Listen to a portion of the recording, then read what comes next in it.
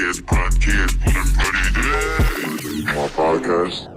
Hey, yo, what's good? What's poppin', everybody? You already know who I am, and you know what you tuned into. It's the Prodcast with Prodigy. Hey, we're going to get it rolling tonight, but for my YouTube listeners, as always, make sure you guys like, comment, subscribe, do all that. I appreciate you guys once again for tuning in, but we're going to get straight into it. Today, we got a guest, one of the few DJs that I've actually interviewed, or, we're about to interview right now, going by the name D-Lo, DJ D-Lo, if you will. Yo, what's cracking, everybody? Pleasure to be here, man. Appreciate you for having me, man. Hell yeah, bro. Oh, yeah. So, I've had a little past relationship with this fool just by going out to parties and stuff like that. Yes, sir. It's crazy. Like, I met this fool after, like, my second rave I think I went to ever, second or third one, at, like, the after parties, and this fool was just, like, DJing and shit. I was like, oh, shit. That's right, bro. I remember, I believe, was it Escape, if I'm not mistaken? It was Beyond. My fault. But you know what? I do remember the night, man, because I remember getting off the decks, and you had come up to me and told me, hey, bro, fire set. Yeah. Like, I stayed for that whole thing, and you were telling me, like, you just got into the scene and how you really were fucking with the heavy. Yeah, bro, that was a whole different vibe back then. That was the first time I actually went to any afters, too. Oh, word. So that was, like, probably the latest I've partied, like, since that day, like. And bro, those afters don't stop till like 8, 9 a.m. sometimes, bro. They get crazy. Yeah, crazy. I couldn't even tell you when I left, bro. Like, I think that day, I had came from the rave and I had taken my shirt off because it was hot, and I lost my shirt at the rave at like the NOS Center. So I had to walk over. All I had was a ski mask in my pants, and I had to walk over like freezing in order to get to the party. But once we got in, we was chilling. Yeah, bro, it's crazy. That venue actually, and shout out to Edward, man. He really made that thing in a sense cozy. Like, you really couldn't feel any of the elements outside, and that thing got packed, bro. So body heat was a major key in that thing. Yeah, I remember there being like so many stages, and I was just tripping. I was like, bro, there's a whole nother rave going on right here. There was so much going on and so many people that it just felt like it was like endless up in the crowd and shit. Yeah, man. It's grown up. It's grown a lot. It's grown a lot since, man. Right? I don't know when's the last afters you've been to, but. Well, I go to the ones in like LA, like the warehouse afters. Oh, Lick and Dip and stuff like that. Well, I used to go to Lick and Dip when they first started, like when it was like you can just get in for free all night type stuff, and there would only be like 20, 30 people there, including the DJs and stuff, and I would just be up on the stage with the DJ, getting lit and shit like that. So I've been there since day one, but no, they really blowing up now too, like high production and shit. Like, I'm surprised they're not an actual club and event now. Well, you know what, bro? I don't know if you saw, they were just at Academy not too long ago. I want to say like last month, and it sold out, bro. It's crazy. They're really taking the underground to another level. I know they're doing something big with Repopulate Mars, which is like a big record label out here. Yeah, and they're doing it right there in downtown LA in Pershing Square. So they're blowing up big, bro. I think they're definitely setting the tone for the underground now. Maybe becoming, in a sense, mainstream, not in a bad way, but in the sense of more people are starting to get to know them. They're now a lot of people now know what an afters is because of them, and as well as many others. But yeah, whenever you ask somebody, hey, you going to the afters, they always say Lick and Dip. Yeah, it's just crazy. I've watched it grow up. I stopped going as much just because it gets stupid packed there, like shoulder to shoulder, and then like I kind of like the more like low key afters. Oh, like, absolutely. You feel me? Like Blind Tiger. I go to because I like techno, so I'll be going to like that Sexy LA one. Oh yeah, man. Absolutely. I like those dark vibes. Just like doosh, doosh, doosh. Bro, it's wild because right now what you're seeing is every collective find their identity. Yeah. So like Sexy, that's their thing, like that dark BDSM vibe, right? You got Underwear doing like that cyber stuff, right? I don't know if you ever went to the Future Factory when they were hosting it there, but it was like a 360 visual room, bro, where all the walls were visuals, the fucking ceiling was visuals. The only thing left that they needed was the floor. Yeah. But that thing was nuts, man. So all these collectives around here are really finding their identity, really like putting in their perspective on things, and it's real cool to see. Yeah, it's cool. One thing for sure, everybody's a little bit starting to lose that player vibe, but it's okay, man, it's okay. And you're not wrong, bro. You're not wrong, and it sucks because a lot of the old school and now veteran ravers are trying to teach the new ones, like, hey, like let's bring the player back, let's do all the candy stuff, the trading and whatnot, but it's really not that anymore. It's becoming more of like a a fashion contest, who can get the best picture type of deal. And it kind of sucks, right? Because at the end of the day, we want to be there for the music. But, hopefully within the next year or so, it gets better. We'll see. I feel like once... No, I can't even put I can't even say nothing on it. I can't even say nothing Yeah, on you're it. straight. Hopefully it gets back to that, because that's what I grew up when I first started raving. It was like, oh, shit, this is like a whole different world that I'm going into. It's not just everybody going to a party. It's like everyone loves each other here for no reason. And like I just had so many good experiences. But now I go to like some more of the raves, and especially at the NOS Center. It's just kind of like a Rolling Loud situation. People are like pushing and all that stuff. And I don't really mind it, get lit and stuff like that, but have a little bit of courtesy. You feel me? Absolutely, man. At the end of the day, like we're there to have fun, but be safe, look out for one another. I really like they started implementing I forget what the company is, but where they bring the Narcan. I forgot the name, dude. And it sucks that I'm forgetting right now, but I liked how they implemented that into the fest. I like how they're doing that in the underground as well. They're implementing they're trying to look out the best way as possible, right? And that's one of the ways of being Plur, is trying to look out for one another. Like I saw a video the other day where it got crazy in a mosh pit and some girl fell and literally everyone ran over to pick her up. I'm like, where's that at right now? Mm-hmm. Like where we still need that out here. So I definitely think we should still be pushing the message. Plur's the way to go. Yeah. I think it comes a lot from the artists themselves pushing it, because you'll see people like in different genres, like Suicide Boys. Whenever somebody falls, they're like, no, pick that fool up. You guys are tripping and stuff like that. So I think the artists could have a little bit more help to it, but also they're not saying anything. They're Absolutely. the DJs and shit and like you that. You have a point for sure. I definitely think if the artists are able to see, especially at a rave, because it's time, people look like ants, I'm assuming, on stage, right? Yeah. If they see something, say something, that's definitely key for sure. Yeah. All right, but instead of other DJs, I want to talk about your DJing career and stuff like that. Man. How many years have you been DJing now? So it's crazy, brother. This journey has gone so far for me. I started at the age of 12. Oh, damn. Yeah, bro. I was in middle school learning how to spin. I got introduced to that by my brother-in-law. Shout out to my brother-in-law. He goes by Pepe, man. My sister and him live in Oregon. And one day I was like 12, or no, younger than that, a little younger, like 8 or 9. We went up there to go visit. He went to go DJ a party, and we got invited to go with him. And I saw him put the decks up. I saw how everything looked so technical, man. It caught my attention so quick. And once he started actually spinning and like transitioning and kind of, more blending the songs together, it just sounded so dope to me. I just immediately went over and just started watching, because I was like, this is so dope. Yeah. Like, let me watch. He gave me a little like turntable before I left. Came back and I just started spinning on it, man. I didn't get my first gig till I was like 12. My little sister's birthday party, man. I didn't get my first gig till I was 12. So. Yeah, but it was nothing crazy in a sense, right? But like that's what I considered the first gig, and it was a little family party.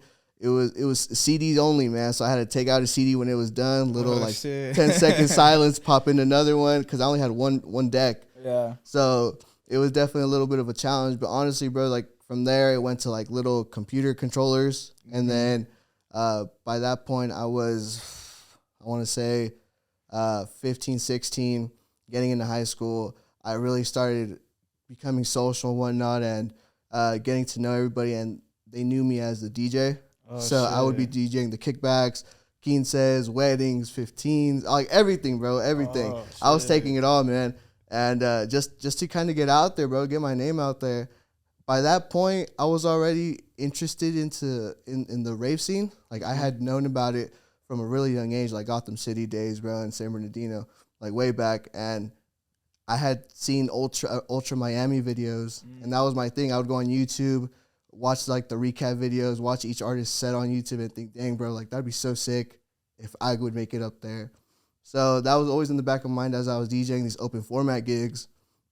I stopped DJing like after senior year, because I was like, hey, I gotta get a job. You know, like the parents' mentality is, you got to get your ass working or get your ass to school. Mm-hmm. So I chose to work, man. I put it down for a bit, about like 2 years, because I graduated in 2017. I picked it back up in 2019, and that's really where I really began like the house music, like full on only producing, things like that. Yeah. So when you was like younger and DJing, it was just like top 100 hits type of deal. You feel me? Yeah, top 100. When it was like rap hip hop events, like what was cracking in that city, like that type of hip hop, I would do that. If it was like an 80s party, like, sticking to that type of stuff all over, man. It was really cool, and it really helped me diverse my sound a bit, Yeah. So after you picked it back up and stuff like that and decided to do like the house music, you said the EDM scene and that stuff was always like in the back of your head, but were you listening to that music like personally yourself a lot?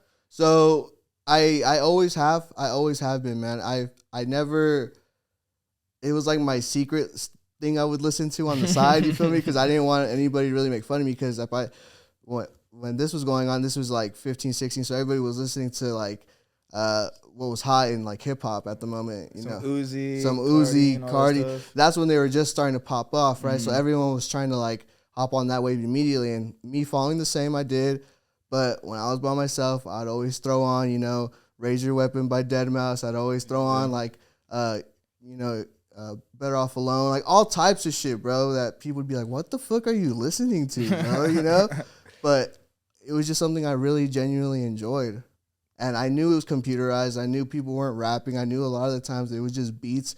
But for some reason, I would really feel the beat, bro. Like, I can feel a song just even if it's lyrics, man. It's crazy. And I connect with the song. It doesn't matter. Yeah, it's so crazy because that's exactly how it was for me. I'm a little younger than you and stuff like that. When I was in like kindergarten, like kindergarten, first grade, shuffling was the shit back then. But then for some reason it got lost in translation within the next couple of years, And then I always had a brother who listened to EDM music and stuff like that, and he eventually started mixing over at our crib here. Okay. So I was always around house music and stuff like that, always around like DJ Jacks and stuff like that. But yeah, it was just like I didn't know a single person that listened to like house music or deep house music and stuff back then until really like probably like middle of my high school, end of my high school years and stuff like that. It's just weird to think about. It's so mainstream now, bro. Well, I was just talking to the homie, I think yesterday, about the growth of like EDM music and the scene itself, man. Because like I was talking about like 2012, 11, like Gotham City was happening, like super underground. Undergrounds were like very rarely happening. It kind of dies off a little bit, right? Because like the pop artists are starting to use EDM beats a little bit. Okay, so it dies off, and then it comes back super heavy in like 2016 and up, and you see it rapidly increasing everywhere. It's everywhere, bro. It's in commercials. People obviously are listening to it, playing it. Like that's EDM is everywhere. It's hard to avoid at this point, and people are honestly okay with it. I'm okay with it. I don't mind it. I know other people have other opinions about it and how it's becoming mainstream, but honestly, I love it, man. I love the fact that people are now starting to accept it, are starting to enjoy it, are starting to understand it. Because before, like I said, you couldn't really ask or tell anybody, hey, did you listen to the new, I don't know, like I'll just use Deadmau5 again, like, did you listen to the new Deadmau5 album? Why? Because they're going to look at you goofy, They're going to look at you and be like, wow, you listen to a dude with the mask on? Like, what the hell? Like, with the marshmallow thing, even though I'm not a fan, whoever is a fan, I bet you they were embarrassed to say they were a fan. Yeah, probably back in the day. Yeah. But, I mean, you could, not even in just terms of, like, people just liking it, you could tell that it's really even more of a business opportunity for artists in general, because now rappers and hip-hop artists are coming not only in making these songs, but performing on stage with these EDM artists and stuff like that. It's crazy. Bro. I've seen Gunna do it. I've seen, who else? I just literally saw it not too long ago. Oh, I was trying to think of a couple too, but I swear a female singer as well. Not too long ago, I saw on an Ultra live stream, dude. Same thing. Like, it's starting to become normal. It's a normal thing right now. Yeah. I'm fucking with it, low key. I wanted to ask you. So you say. What type of house do you play specifically? I know there's like deep house, minimal house, all this type of stuff. What exact like subgenre, or is it just really just house in general? I would say I love house music to death, man. That's what I'll say. I play, but it just really depends on the mood. Like, I can play really hard, bassy, tech house type of stuff, or if we're doing some like sunset vibes. Keep it chill, nothing crazy hard. It just really depends on the mood, man. But overall, house is my thing. I mean, sometimes when we're doing the after late night stuff, I'll dabble in some techno. Even right now, man, when I'm producing, it's walking on that fine line between house and techno, because I have a lot of house elements in there, but the groove is very hard, so it feels like techno in a sense, you know. So it's hard for me to always say like either or. But I believe house, it's house, man, for sure. Yeah, that's one thing I do think is super confusing about EDM music is you have your subgenre of EDM music, and then you have your subgenre of your subgenre, and then your other genres in between that shit. So it's really hard to like explain to like certain people. Sometimes I don't even know if this is a tech house song or if this is a regular house song or if this is more of like a techno song. Just it's really hard to translate it. And what sucks even more is, like, let's say you try to find out, right, by going by Apple or Spotify or something like that, they always list something that you would never expect is the genre. Like somehow, like Chill House song is a techno track. You're like, what the hell is that?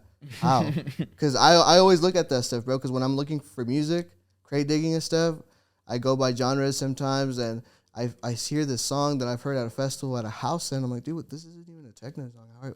How do you guys scale this? Yeah.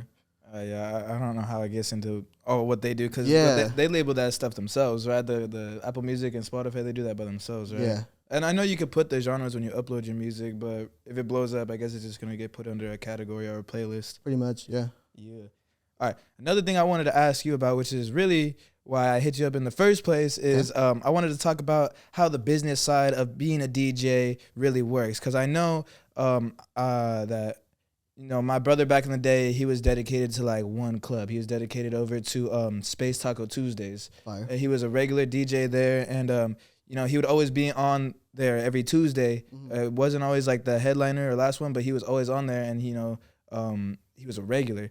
But Gotcha. I wanted to ask you how it works if like you're not a regular and you're just promoting yourself and you're able to go to like different clubs without any conflict and stuff like that. Because I know there are certain clubs, like I went to a meeting with Wasted back in the day, and just to like see what it was about, they had a promoter and DJ thing going on, and they were basically saying like, if it's out of state and it's not in the states that we have it, like they have one in Texas, one in Cali.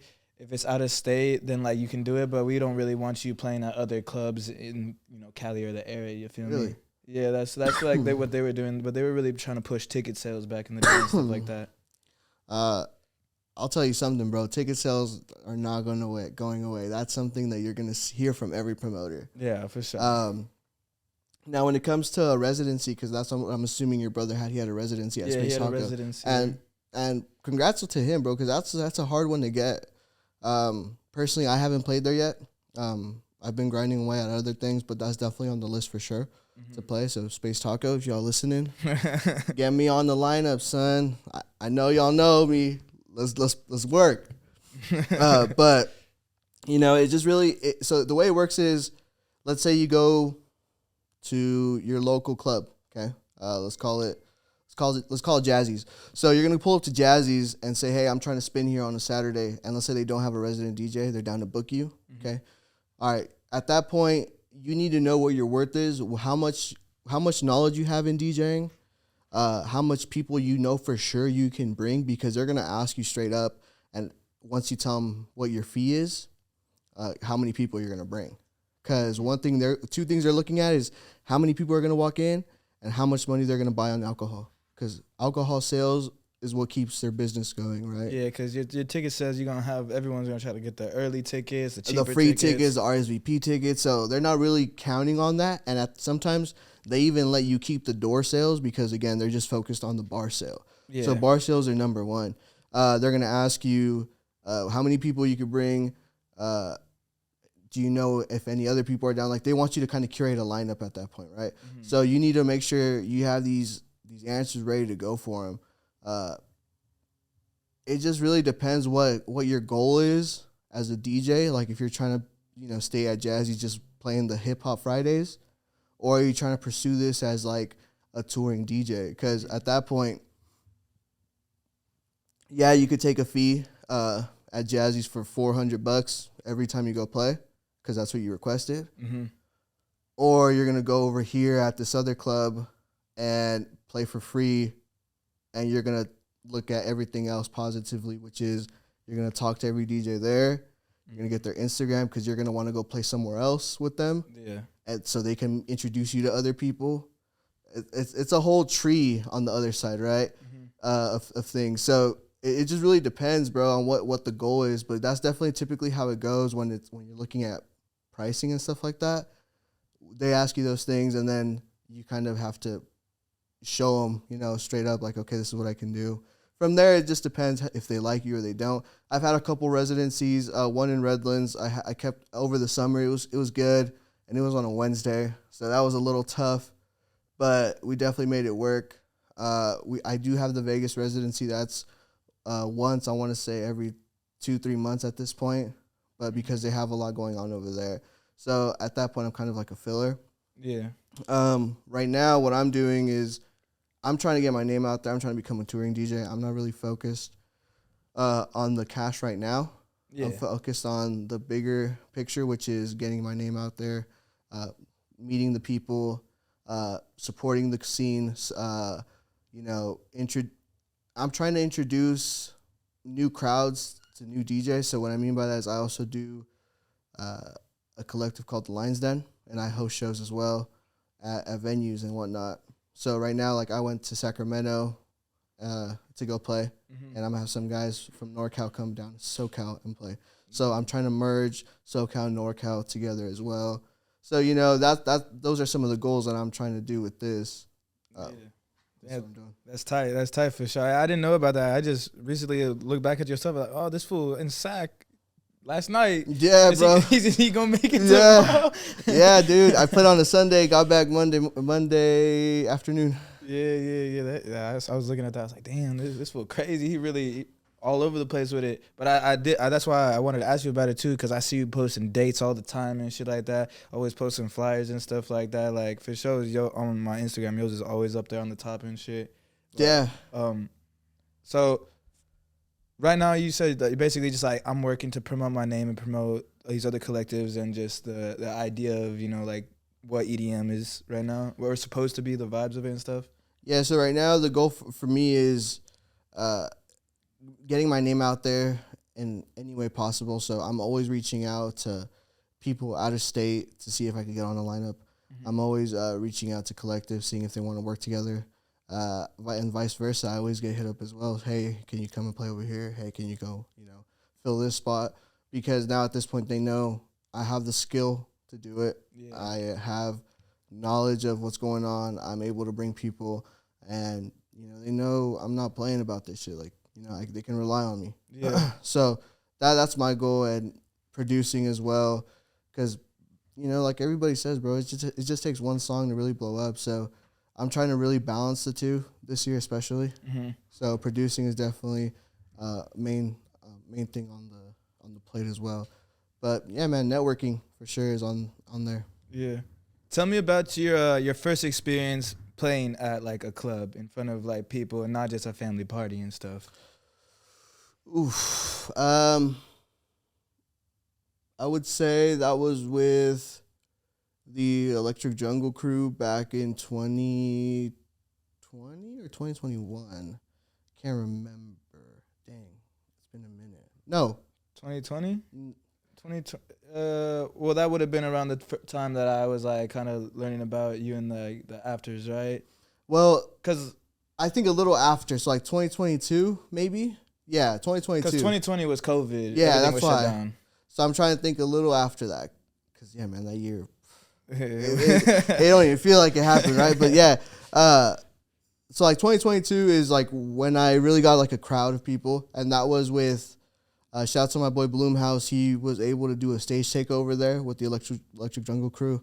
And he put me on the bill around, like, I want to say 1 or 2 a.m. People were just leaving Escape, walking over to the after, so it was starting to fill up a bit. I felt a little nervous because I was like, dang, this is like the first time I'm going to show out to people like what I think is the shit. And got on the decks, and it's funny, man, because I just felt this on Sunday too when I was in Sacramento. It's always like 5 minutes before where you feel really nervous. Yeah, because you're like, dang, I don't know. Like, you start questioning yourself like, dang, I don't know if the song that I want to start with is gonna work anymore. Or, dang, are they really gonna like me or not? Like these things start to come up, you get like that stomach turning feeling. Mm-hmm. But once you play that first song, dude, and you see everyone dancing, you're in. Like you're locked in. I played the first song. There was about like 50 to 60 people in that room. And it was like honestly the size of this room. So it looked packed as fuck, bro. Yeah. But well, shit, 50 for your first like big in front of people show like that. That's a lot of people. Yeah, bro. And the thing is, it was to music that I loved. You know, it wasn't like some Mexican like music that everyone was gonna get lit to anyway type shit. Like this is something that I love to play, and I see the reaction. It's like, oh, they fuck with it too. Let's go. Yeah, that's gotta be a good feeling. Yeah, it's like a connection almost. Yes, bro. It's like, okay, you're locked in with me. Let's rock. Let's do this whole hour. So the whole hour went solid, dude. I talked to Nova right after because I had just met him that day, literally, and he said he really fucked with the set. He wanted to stay linked up, so we ended up linking after that. I joined the crew for a while, and after I just did my thing, man. Yeah. From there, it just started to build up. Momentum really started to build, because once I knew I was locked in there, I was like, okay, if I can do this here, let me start hitting up another collective here. Let me start hitting up another collective in LA. Let me start doing one. Let me see if I could even do it in Oregon. See if I go visit my sister. Let me see if they say yes. And honestly, you got to hit them up first because they're not going to know who the fuck you are, right? Yeah. So you're going to get a lot of no's. You're going to get a lot of yeses. A little bit of yeses, a lot of no's, a lot of reds. But it didn't matter to me, bro, because that high of playing in front of people was like, I want that again. Like, I want to play again in front of people. Yeah. So let's work. Like, let me put in the work to find a place to play. Yeah. What would you say is your favorite part about DJing? The connection with the people. Yeah. When I play a song and I immediately look at the screen and I think, dude, this song right here. And you could tell when I feel that way, because you'll see me on stage looking at this song and I'll point at the screen. I'll like not bob my head, like back and forth. Like this shit gonna bang. I load it up, start blending the track together. The drop happens and everyone's going nuts. Yeah. They're having a good time. That immediately puts the fattest smile on my face. It's weird, dude. I smile semi-often, but when I play, that's when you're going to see me smile the most. I kid you not, bro. Like being on stage playing, even if it's just with, like myself, like just being on the decks just makes me so happy. And that connection, when someone's like grooving, they're looking at me, they give me a smile, a thumbs up, a hell yeah, a head bob, or they just, a point. Because like on Sunday it happened, bro, in Sacramento. Some dude just like looked up when a song came on. He pointed at me and I looked at him, pointed back, and he immediately started going in, bro. So that feeling of that connection is just, it's a high for sure. Yeah, I bet for sure. Now on the flip side, what are like your pet peeves being a DJ and stuff? That's a good one, man. I mean, I can guarantee you know what it is. One of them is probably the people requesting songs. The requesting the song, the play Bad Bunny, play this or that. It happened too. I still get that, bro. Like I'm not past those days yet where like no one's gonna point a phone at me, So I got asked if I can play Taylor Swift. No way. Bro, I was like, I'm in the middle of a house. Like, what are you talking about? Like, I don't have nothing of that. Shit, we just gotta have like that Shake It Off remix ready for him. I gotta have an edit ready to go, locked and loaded. But honestly, bro, like at this point, I just tell them honestly, I wasn't prepped for that. I'm playing what I got. Mm-hmm. They're either gonna stay or they're gonna go. At the end of the day, they ended up staying, so it didn't really even matter. Yeah, it was just in the moment. They probably just were feeling themselves. They just wanted to get that track in. Don't get me wrong. If it's a fire track and it goes, because sometimes they'll request like a house track, I'll play it. Yeah. But if I see it's going to completely change the mood, definitely not. Another one is crazy. Yeah. The switch up would be nuts, bro. You're like going in like at 128 and then you drop it to like 89 BPM. You're like, what the fuck? What the fuck? Like everyone's going to look at you like, what the hell? And you look like the bad guy. But another one is, if someone's on stage and they're like looking over you and they touch the deck and they stop the music. That's like you knew that was going to happen. What are you doing? Like, you wanted the attention. That's what it was. You wanted the attention on you for a second. Yeah. But, another one, let's see. for me personally, I mean, it's not like it's so funny saying it because on the camera too. But like, if there's no water on stage for you, bro, because don't get me wrong, like I'll sip here and there on some drinks, but I always need to have water on me on stage because I'd be sweating, man. Yeah. And the first thing I try to reach for is a water. A lot of times there's no water, bro. I'd be having a dry ass mouth on stage sometimes, bro. Damn. Yeah, but that's like some personal like little pet peeve shit. Aside from that, bro, there's really none, like little to none in that sense.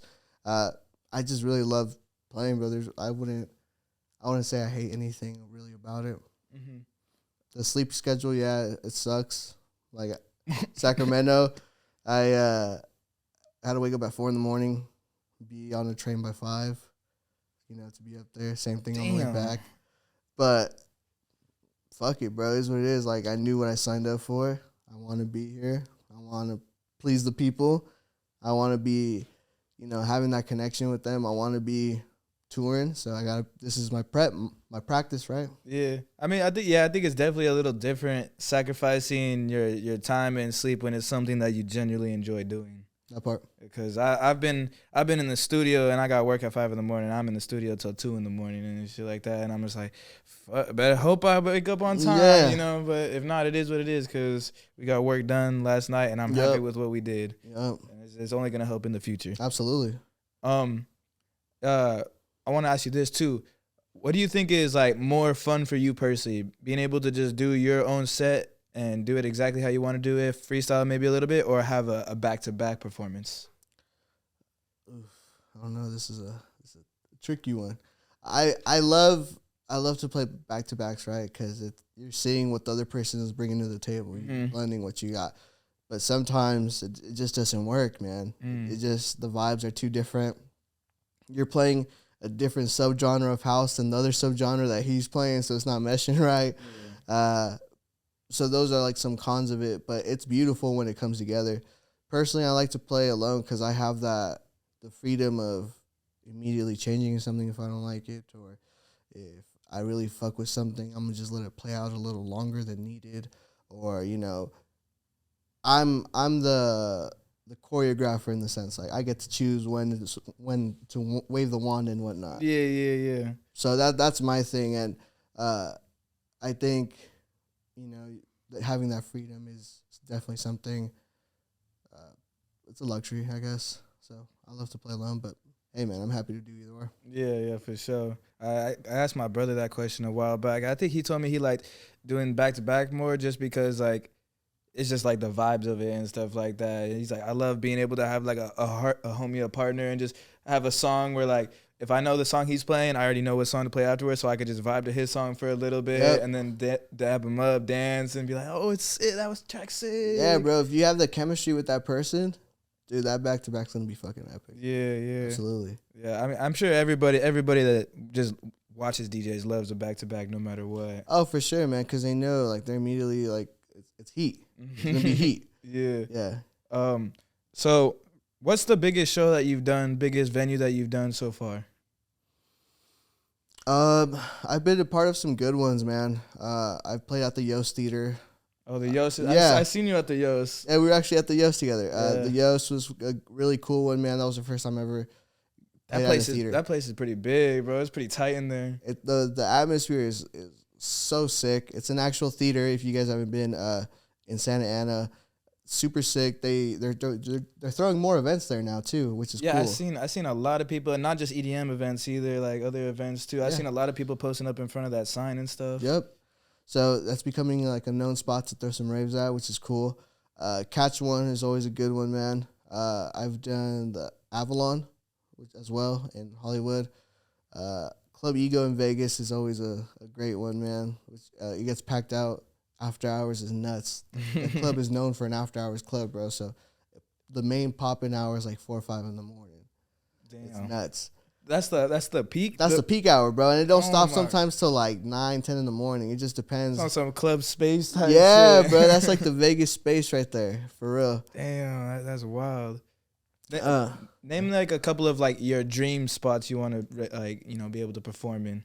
Man, so I have some really big ones, but the ones that I feel confident, and I'm speaking this to existence because I believe that's a real thing, man. I'm going to be playing at Sound nightclub soon. Okay, I'm going to be playing at what's it called, Exchange soon, Academy, like the local big checkoff ones, that from Insomniac. Yeah. So that's definitely the ones that I want to check off. Some bigger ones, I'd say like the Red Rocks.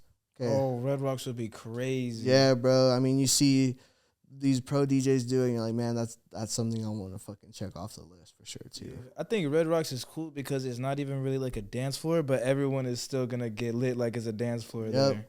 And for that reason too, dude, you would think like this wouldn't work as like a concert venue or nothing like that, but it's so beautiful that you have to make it happen, So yeah, I definitely think that's one I want to check off the list. Another one being what's it called? It's in Ibiza. Is it Ibiza? Or that's one of them. And then another one is man,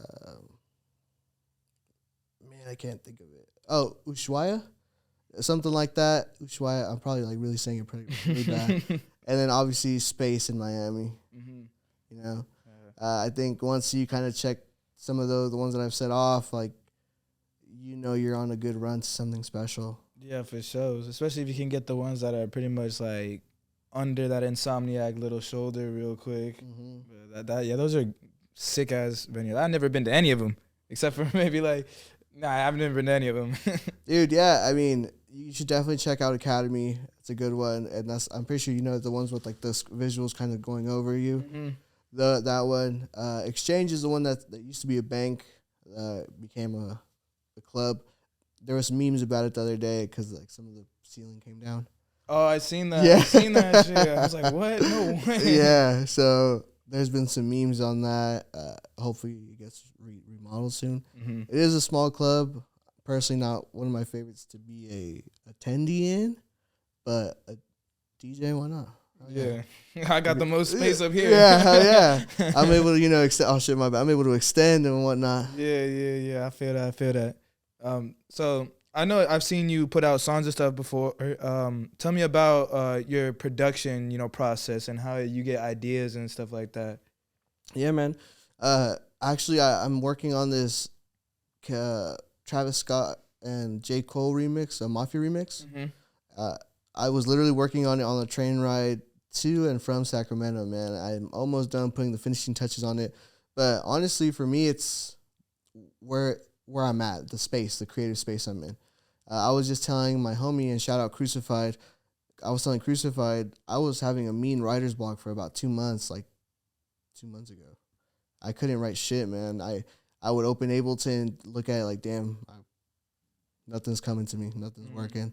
Shut it off, So I think for me, having a creative space, like on the train, bro, nothing but beautiful views. The table, like, is set real nice for me, so I'm just immediately, like, I'm in the zone. Like, let's write some shit. Yeah. So in the studio is definitely a space for me to really get some stuff done. Yeah, man, creative space for me is a big one. Yeah, I feel that for sure. I've definitely been in I guess the best way to compare it to just producing the way that I do it is you're gonna have way more ideas in a studio compared to trying to rap in your closet, Oh, exactly. That's a perfect example, bro. That's a perfect example because you're right. Like your creativity is only gonna get so far, right? Because you're literally bound by those four walls.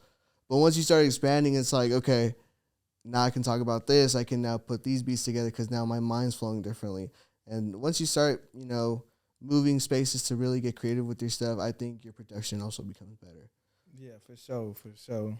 I think lighting is just one of the main things of it, to be honest. If you're in a dark room, that's a whole different vibe. If you got two candles on, that's a whole different vibe. That's a whole different vibe and stuff like that. Because I guess the space does matter a little bit, but I think the lighting and the vibe. You say these bottles right here and the shelf over here. If this wasn't here, it wouldn't feel the same, No, for sure the feng shui would be off. Yeah. Absolutely. So tell me, we've already mentioned it before, but tell me some stuff that you got coming up that you excited about. Any dates pulling up on, stuff like that. Yeah, let's do that. Let me backtrack a little bit because I feel like I didn't really answer your question properly when it became to like kind of getting, not on the same page with other clubs and whatnot when you get booked. Yeah. Go ahead. So with that, like, you definitely always want to expand your name when you're trying to build yourself as a DJ and a producer or whatever you're trying to do in the music space, right? So one thing that we see a lot of nowadays is people trying to restrain creatives from going from place to place to expand, which I don't agree with personally. I think really you should be expanding yourself any and every way possible. So you'll see some clubs getting upset with you because you're going to go and play somewhere else. I definitely don't think that's the way to do things. I think you should be able to have that creative space and to go and play wherever. But to avoid those conflicts, I mean, communication is the best way to do things. If that club that's getting upset with you for wanting to expand your name and become a bigger DJ, I think that's someone that you should potentially think about leaving, because that's going to only hinder your growth for so long. Yeah, for sure. Yeah, I just brought that up because like I had been to Novocaine's little like promoter meetings, and I had been to Wasted, and I had been to a couple other ones. Not even being like a DJ, I just wanted to see that vibe and understand how it worked and stuff like that, because I was planning on getting into music and stuff. Yeah. I bought the DJ equipment and stuff like that, but I just never I never took those hours to be like, all right, this does this, and if I do this and this, it does this. I just never took the time, but I wanted to be around that scene because I love EDM music so much. But yeah, that's just one thing that I noticed from like a couple different, collectives and clubs and stuff like that. I just thought it was like a little weird because the people that are coming to these meetings are either people that are trying to be promoters and help out their homies, or it's the DJ themselves who actually already have stuff going on for them. And then, like, they tell them, like, yo, like, you need to be just with us. It's like, it didn't really make sense to me. What I will say is look at the people that are in those groups and see where else they've played other than just there. Yeah. Their growth hasn't really gone anywhere. Yeah, I see that for sure. So you look at that versus a person that's been trying to expand, playing this location, that state, wherever. Their growth is exponentially higher. So I definitely think like holding an artist back because you want them to be ready whenever. And it's not even every lineup that you're going to be on. That's another thing too. Like just to have you on the sideline, that doesn't work with me. Yeah, that is true. Yeah, just to be like you can only play here, but you're not guaranteed to play every single time. That's fucked. Because of ticket sales and because are you promoting enough? You know? I guess it kind of has to be a little bit like that, right? Though for like at least the club owners and managers, they have to worry about that type of stuff. Now I will say, I definitely think a DJ should promote if he's playing a show. Oh yeah, for sure. I don't think they're excluded of not promoting it because you're part of that team to make that event successful. Absolutely, but I don't think it's the DJ's job to be responsible if no one showed up either. Yeah, that is true. You know what I'm saying? Because at the end of the day, you're providing a service. Although you're promoting, that's not really your main priority. Your main priority is to make sure you show up on time, make sure your equipment's running properly, make sure, there's not going to be any mess ups, any hiccups on stage and whatnot. Like you're familiar with the equipment, everything's good to go. And people are dancing and buying drinks. That's your job. Mm-hmm. Yeah. But when it comes to the people actually showing up after, like, hey, that's not your responsibility. I don't think so. So when promoters are hounding, artists to promote, it kind of makes the artist be like, well, dang, I don't feel even comfortable even wanting to show up anymore. Mm-hmm. So that's what I've also seen as well happen in all the collectives, I hear people tell me all the time, man, it's tough over here. Mm. So it's a scale, man. It balances and then it unbalances. Yeah, for sure. I think it's a lot like that too. One thing I did notice going to those meetings is like, I'd be down to be a promoter, but not anymore if I don't have anything to offer that's getting me out there. If I'm just giving your stuff away and I just get to be a part of it, but not like in it, a part of the performance or production, I'm like, I could go to the club for free, but I'm really almost paying by promoting it so much and giving Yeah. these tickets to other people, you know? You're putting relationships on the line. You're putting like, bro, it's crazy how much, if you really sit down and think how much you kind of go through as a promoter. Like people start to unfollow you because they get so tired of your shit. People don't want to talk to you really because all you're gonna want to talk about is that. Like it really it starts messing with you heavy, bro. People don't realize that. Like if you really push it that hard, people start not liking that person anymore, and now you're losing potential business in a sense. Yeah. So like I said, bro, it's a very difficult thing on that scale. Yeah. Had to take a little, bathroom break real quick. It's all gravy, baby. We're making magic. It's all good. It's all good. Yeah. But like I was telling you, I just want to like ask you a couple more questions, maybe just like one. But one thing, I know it's a general question, but I want you to tell me either like one of the funniest or the wildest moments you've had being on like the stage, either seeing it in the crowd or being a part of like, a problem happening on the stage and shit like that. Like the most memorable one you can think of. Oh man. Tables falling over, people fighting. Man, I've seen a gang of fights. Yeah. Seen a gang of fights. Seen a lot of dudes get kicked out. I mean, I'll honestly, dude, seen it all. I've seen like some of the craziest, wildest shit. Even like not even at raves, man. Like at kickbacks, even like it gets nuts. But like at a rave, I would say probably not my personal decks, but decks flying forward off the stage. Oh, you've seen that in person? And I've seen it in person, bro. And when I tell you, I feel that shit in my heart. Like it's crazy, man. Like that's definitely a tearjerker for sure, because that's like 18 grand just done. Yeah, Dunzo. yeah. And all because a chord, like someone's walking backstage and they like step on a chord, for example, what you just did. Yeah. And everything just goes flying forward. Damn. Yeah. Just one chord could set the whole thing. Yeah, forward? I mean, if it's the main mixer, if it gets pulled, it's gonna pull the two decks that are connected to it. It's just gonna fly forward or backward even. It just depends how the setup is. Yeah.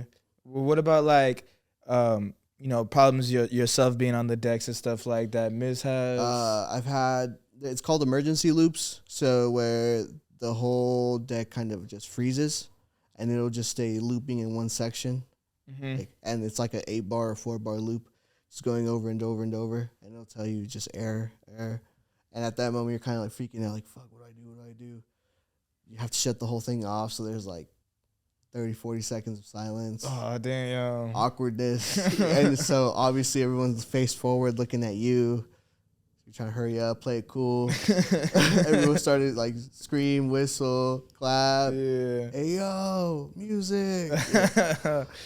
So, but once you get it popping again, immediately everybody starts going crazy. So I guess there's a little cool part to it, but those 30, 40 seconds are pure torture, man. Yeah. I mean, I think it's got to be the right crowd for it. I think it depends on how much everybody been drinking, how tired everybody is, or how not tired everybody really is. Because I know that's definitely happened before. Even when I've been at big raves, like I feel bad for the big DJs when their stuff gets cut off and stuff like that. But I think it's based on the crowd, because if it's me personally, I already know what's happening and stuff, so I'm gonna be like, oh yeah, like just make noise for the DJ and stuff like that. But I definitely see people being like, oh, what the hell this fool doing, bro? Like y'all fucking up. Yeah, bro, it's so funny you say that. My brother or whoever I'm with, like my friends, if they see like something happening like that, like where the equipment freezes and I have to turn it off, they start like hyping it up, like woo, so everyone starts going crazy, like trying to clap, just make kind of like an effect kind of happen until the music plays again. So I definitely understand what you're talking on there. Yeah, it sucks to see it, but hey, you just got to make the most of it, I guess, right? Yeah, I mean, it happens. It still even happens, bro, with the pros. Like you're saying, I was just at Forever Midnight for New Year's, and I saw Eric Prydz. He had to shut the music off for a couple seconds because I think his deck also went into an emergency loop. And that was off for like minutes, like I want to say 3 to 4 minutes. Ah, damn. Yeah, man, that's a long time. Yeah, that's enough time for people to be like, all right, let's hit it. Let's just go somewhere else. Yeah. So luckily he got it back on. He got it immediately pumping. That was a super dope set. But yeah, man, I saw that and I was immediately like, all right, cool. Like I don't feel as bad because it happens to everybody, not just the amateurs. It happens to the pros as well. So, hey, man, it's cool to feel like we're human. Yeah. It shows. You gotta nothing's perfect, you know. For no one's perfect. Nothing's perfect, even if you set it up perfectly. Absolutely, man. I mean, there's always gonna be some type of fuck up, even if you didn't plan on it and you tried to plan for the most successful night. Something like you never expected would happen. So Yeah, it's all good. Yeah. I already asked earlier, but we got a little sidetracked on that stuff. We want to talk about more stuff, but I wanted you to say like some shows you got coming up, some projects that you got working on, and stuff like man. that. So right now, like I said, I got a remix coming, man. It's super fire. I'll let you listen to it once we're done here, man. Give me your thoughts. I have an EP that I'm working on. It's called Feel. Okay. It's a 2-track EP. I've been working on this for a minute. I'm super excited for the project. I had one ready to go, but I got hit with some copyright, so I definitely have to go back and change some things up. It's the samples nowadays, man. You got to be real thorough with that shit. You telling me, man?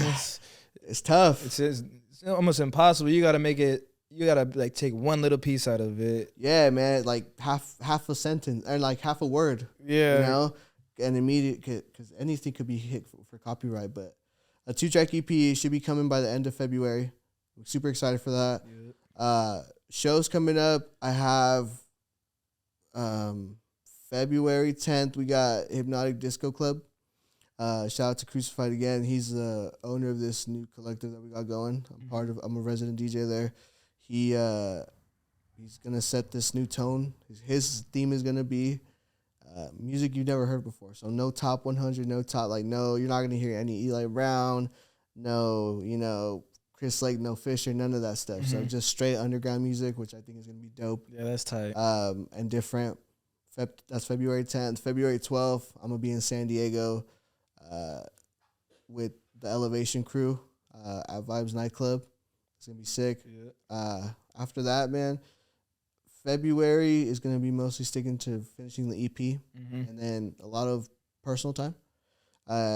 For me, what I've noticed over the last 2 years is I've been sticking my grind heavy to do shows. I think that's probably what people have noticed probably the most because I'm going back and forth all the time. Yeah. This year, I kind of want to be a little more selective on where I play, and a little less because I think I've shown now that I can play. Now I want to choose where to play. Yeah. So, being a little more selective with shows, and also doing more live shit. And what I mean by that is, you ever rented a Porsche? Hell no. Would you want to? Maybe. You know what I'm saying? though? Like just random life shit, bro. Is what I want to do. So I want to experience more life. I want to go to fucking Europe. I want to do, visit all types of shit, but also while I'm there, network and, get my name out there still, meet people that are in the scene, try to get my name out there so when something does come up, they immediately think of me and I can go play wherever they're at. Hell yeah, going to another country and then just setting that name, that pinpoint right there, and then just goes out from there. That's exactly what I did with NorCal, bro. I played in Modesto. I don't know if you know where that's at. It's like a little before Sacramento, like an hour before Sacramento. Small town, but I kind of planted a seed there, let my name spread a little bit, and I got to come back and play Sacramento. So it's just little things that are working for like networking, as long as you're networking, it'll work out for you for sure. Getting that name out there. So that's kind of what I want to focus on more, as well as producing more. Because last year I had set a goal for myself of trying to release a track once a month. Obviously that's super difficult. Yeah. And I got too busy and kind of just focused mainly on shows, which I fucked up on, and I kind of put producing on the back burner. So I definitely want to amp it up on producing this year and get more work done, and also support more of the homies. I definitely want to show out to more shows because last year I felt like I didn't really support the homies as much because I was going and doing my thing. Another thing I noticed in this DJ world is definitely if you want support, you got to go support.